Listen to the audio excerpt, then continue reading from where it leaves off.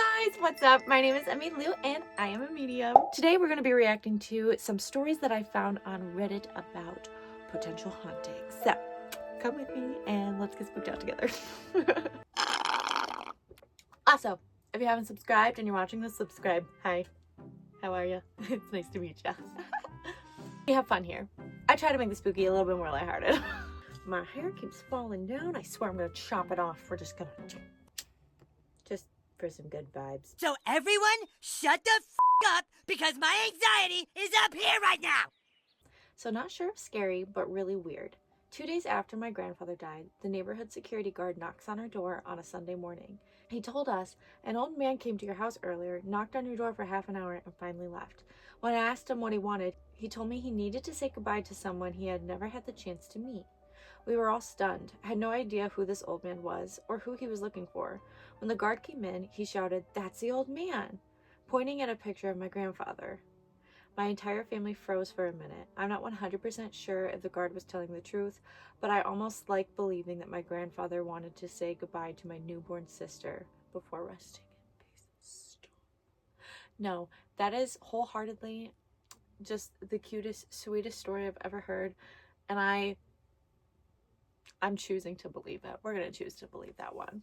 Nobody can tell me that one's fake because it just has to be real. But this next one is a bit longer. Hopefully I can read. This is a story I do not tell often. I promise sincerely that this has scared me for life, and although I have looked into psychological explanations for what I heard and natural explanations for what occurred, they remain unsatisfactory. When I was a child, I was scared of the dark. Who isn't?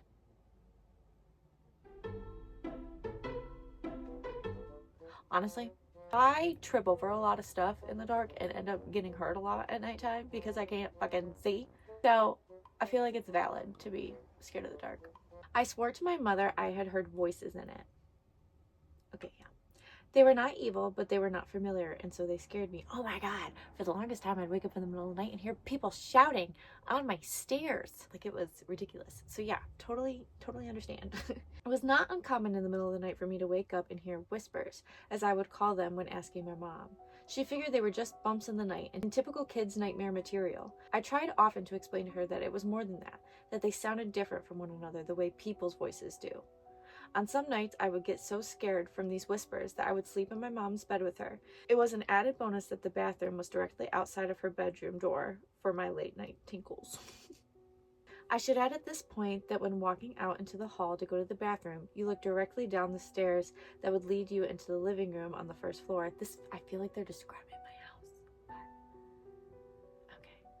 On one such night around Christmas, I awoke and felt the need to relieve myself.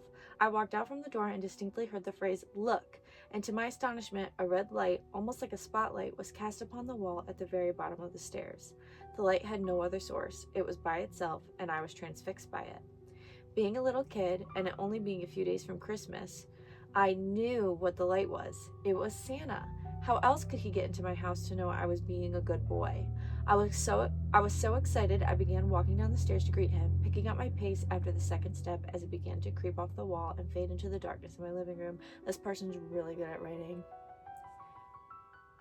I am kind of getting creeped out though. That's when I heard him, a very strong masculine voice, different from the first. Not at all like my father's. Not to say he isn't masculine. It was just distinctly different. It said, "Stop, right now. Go back up those stairs." Oh my god, I'm getting chills. I don't know why, but this is really freaky. I listened, turned around, and what happened next, I am not sure. I would believe if someone had told me this same story. After reaching the top of the stairs, I heard a very loud crash that sent me running back to my mother's bed, where I jumped straight under the covers and stayed there the whole night. When we awoke the next morning, the poinsettia lights my mother had put on the railing down the stairs were pulled straight down to the bottom of the stairs, some broken from what seemed like forceful tear, laying in a single pile.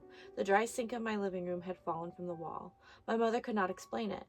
My father was worried we had been the victims of a home invasion. My sister was crying.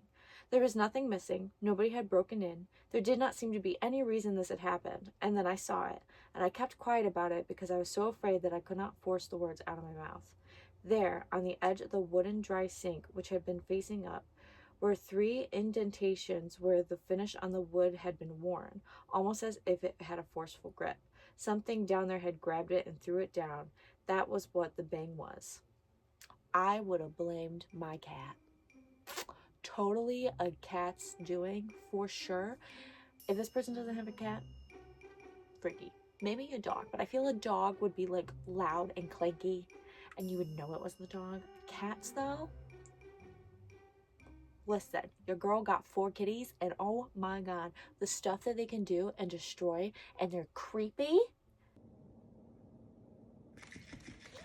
After this, I never heard another whisper again, which is sad because in some ways I would have liked to thank the man, masculine energy, that had stopped me from going down those stairs.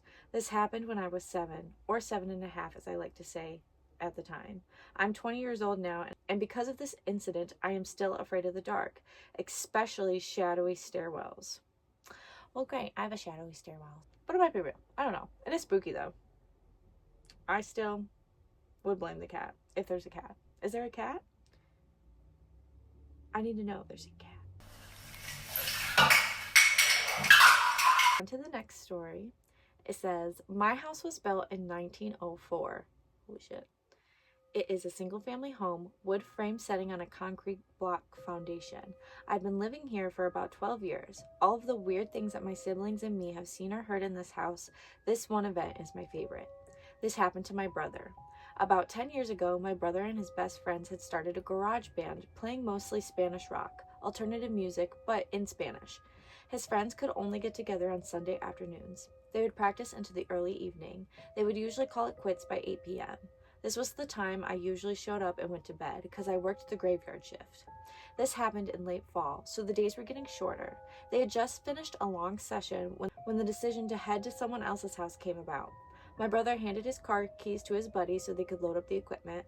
Everyone had filed out of the basement. The tricky part was that they needed to walk all the way to the back of the basement, up the back stairs, through the kitchen doorway, down the hall into the living room, and out the front porch. Everyone was outside sitting in my brother's truck waiting for him. My brother was walking up the stairs when he remembered that he had left his pancakes in a to-go container sitting on a speaker in the basement. He made the decision to go back. Now the basement is not clean. With full sight lines, there had been partitions made. The boiler and main heating unit are right smack in the middle.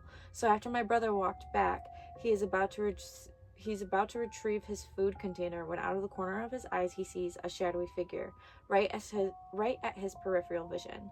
This feeling of dread and uneasiness washed over my brother. We had been taught that if you are in the presence of a spirit or ghost and you felt a bad vibe, to say a quick prayer or to cuss at it. I mean, yeah, I like that. My brother chose the latter. He basically just told it, hey, fuck you. I don't have time for this. My brother started to walk up the back of the basement and briskly walk up the stairs, closing doors and turning off lights as he was walking out. The last light switch is on the opposite side of the front door.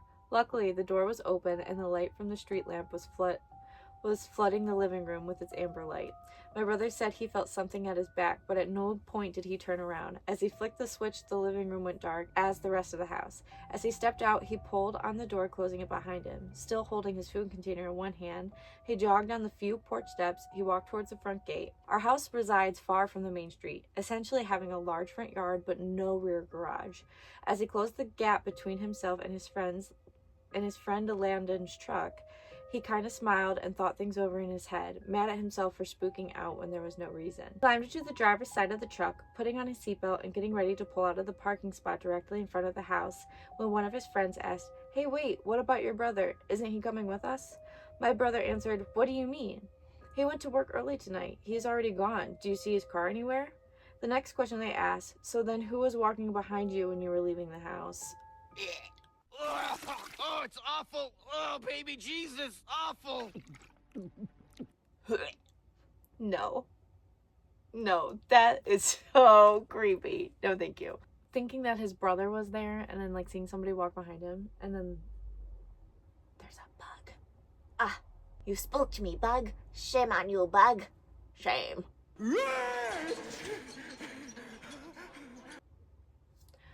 But damn, no, that's spooky ooky.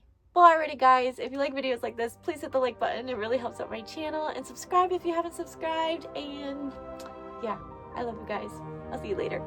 Bye.